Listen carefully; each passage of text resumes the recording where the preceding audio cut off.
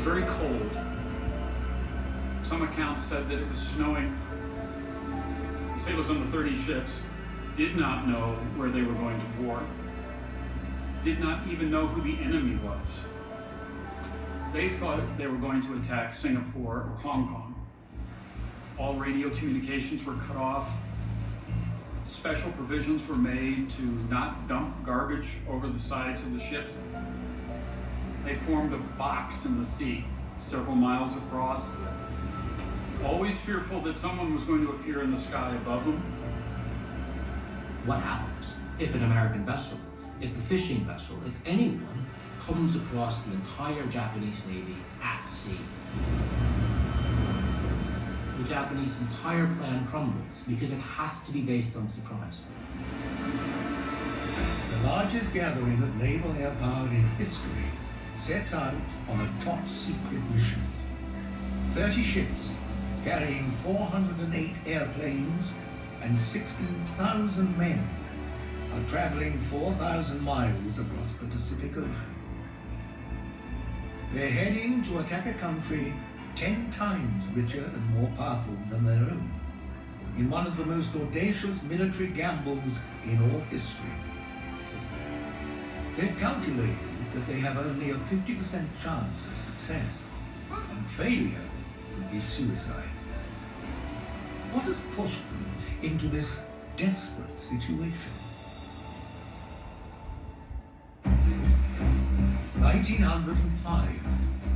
18 months of fighting against Imperial Russia ends in a shock victory, when Japan, a small island nation, emerges triumphant. After centuries of being ignored by other nations, the Japanese have finally arrived on the world stage as a serious military power. And that shocked the world, that this vast Tsarist empire could be beaten on the battlefield by these funny little people in this island chain off the east coast of Asia. I think that convinced the Japanese they should be considered a world power. A decade later, after the outbreak of World War I, when Imperial German forces start moving into China, Japan teams up with Britain to help drive them out. Thanks to the Japanese, the Allies gain a key victory. Afterwards, Japan gets a seat at the top table, and they want recognition by helping win the war. Japan was one of 5 countries invited to the Paris Peace Conference. The Japanese didn't have a major say, but they were there. The Japanese brought a racial equality clause. As part of the post-war treaty, Japan asks the Allies for their citizens to have freer immigration to Western countries, like Australia and America. But their request is denied. So the Japanese went home angry. But Japanese leaders persevere. Having recently transformed their feudal society into a parliamentary democracy, they hope their new politics will help align them with the West. Once again, they are rebuffed. When the US bans all non-whites from moving to American soil, the Japanese are included. So this kind of discrimination, which was overt, and references to the Yellow Peril, really made the Japanese very resentful. And so the Japanese feel that they are still being treated as a second-rate power, when in fact they do have a first-rate military. The outlook of the British, the outlook of the Americans is somewhat racist. So there's this poisonous brew of militarism, grudges against the West. And the fledgling democracy takes another hit when in 1929, America's Great Depression sends a shockwave around the globe that reaches the markets of Japan. Its economy takes a devastating blow. In the early 30s, things were utterly miserable. The demand for silk dropped, and so their many, many stories about struggling farmers having to sell their daughters into prostitution. With Japan on its knees and the international door tightly closed, the country looks inwards for a solution to its problems. Inspired by ancient samurai codes and traditions, a far-right nationalist movement gains traction. At first, it takes over the military, but soon starts infiltrating the civilian government. Japan's parliamentary democracy works for a time, and then gradually the parties begin to have a tough time. There's scandals, there's corruption, and the military men begin to intimidate. And at that point, parliamentary democracy really ceases to function. Leading the military power grab is an ultra-nationalist army general, the son of a revered samurai. Hideki Tojo is a fierce military fighter, and he has a vision for how to transform an impoverished Japan into a rich and powerful nation. Tojo is a bright man, certainly a very good administrator, but he's also relatively small-minded. He is not a well-traveled individual. He looks at the world completely from a military point of view, and his solution to any problem is a military solution. For Tojo, the days of asking for equal stake in the Pacific are over. General Hideki Tojo very much represents this stream of opinion in Japan that they need to take a very hard line with the Western powers. And they had a really admirable belief that far too much of Asia was in Western hands. The Dutch controlled what we today call Indonesia. The French controlled Southeast Asia. The British had Singapore, Malaya, and Hong Kong. The United States had the Philippines. And the Japanese believed that Asia should be for the Asians. Tojo's fixation with the Western territories in Asia stems from their valuable natural resources. Resources Japan needs if it's going to prosper. It had very few natural resources. No oil to speak of, no coal, nothing in the way of the fuels that were essential to be a great power. In 1931, Tojo's army invades the Chinese province of Manchuria, an area rich with coal and iron. Western powers with interests in the Pacific become uneasy. An international summit is called, where the other nations agree to help China resist Japan. For the Japanese delegates, it's an abomination. Japan finds it impossible to accept the reform adopted by the Assembly. The West had stolen, occupied, taken, pick your verb, land all over Asia. And so to be denied the same privilege seemed to the Japanese to be Western hypocrisy.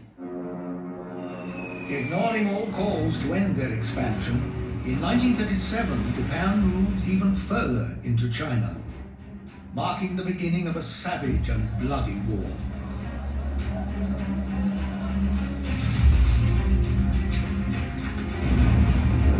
Within weeks, thousands of Chinese citizens have been killed at the hands of the Japanese army. And when reports of systematic rape and civilian massacre in the city of Nanking surface, the world is horrified. Certainly the rape of Nanking in 1937 is shocking. The atrocities were unimaginable at the time. So in the United States, it's just further proof of Japan's malign intentions in China, that they're going to go in, colonize China, and they're going to milk it of resources. The Americans had always liked to think of themselves as China's protector against outside aggression. The Japanese invasion is, of course, a huge challenge to this. But the West soon has big problems of its own. In Europe, another far-right nationalist leader is putting his expansionist vision into action. Hitler's fearsome army is sweeping across the continent,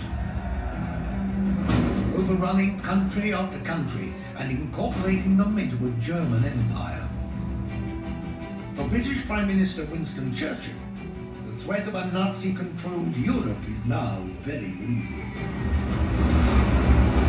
Winston Churchill realized that the only realistic hope of the West prevailing over Hitler was if the Americans could come into the war.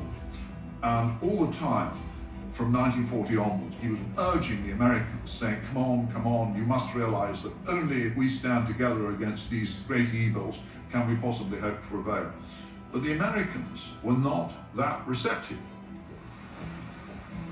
Blessed by simple geography, that being thousands of miles from other countries gave it a sense of safety. Europe was regarded as a place that was forever at war. If you're in Iowa, what difference does it matter what happens in Alsace? What real threat is it to the United States, which is 3,000 miles away across a huge ocean? The vast majority of Americans believe Europe's war is nothing to do with them. Publicly, President Franklin Roosevelt is careful to uphold the wishes of his people. 1940, of course, is an election year, and Franklin Roosevelt, knowing how powerful the isolationist element was, promised to American mothers, your boys are not going to be sent into any foreign war. Roosevelt was someone who played all his cards very close to the vest. He hated to commit to policies, allowed people to think that he agreed with them. But deep down, Roosevelt is worried that the Nazi peril isn't limited to Europe. He was far out in front of the rest of the country in recognizing the threat to the United States posed by the peril that Great Britain faced. And while he won't go back on his word to the American people, he knows the Allies need help. His goal in 1940 was to provide the raw materials, the airplanes, the tanks, the shipping, the equipment, the ammunition, the oil, that would allow Britain to hold on. When in May 1940, Hitler invades France, for Roosevelt, the stakes are higher than ever. What he can't do is openly get the United States in war. So he does everything possible short of that. He begins to flood the British with aid. He begins to take the most extraordinary risks with American ships in the Atlantic to try and make the Germans fire the first shot. Facing a rapidly escalating crisis in Europe and the Pacific, Roosevelt turns his attention to Japan. Franklin Roosevelt, in his policy towards Germany, he always has an eye on Japan. What he doesn't want to have happen is the Japanese to take advantage of what's going on in Europe to expand. And Roosevelt was worried that Japan would seize that moment to start capturing the colonies of defeated European powers. In line with his policy of doing everything short of using force, he sends Japan a warning. When his Pacific Naval Fleet go to Hawaii for training, he takes the unusual step of keeping them there. The United States Pacific Fleet was largely based in California. Roosevelt figured that if you move the fleet and keep it permanently based at Pearl Harbor, that will be a loaded gun. There's no other large naval base within thousands of miles. So Japan, it's a very threatening base. It extends the American Navy thousands of miles farther into the Pacific.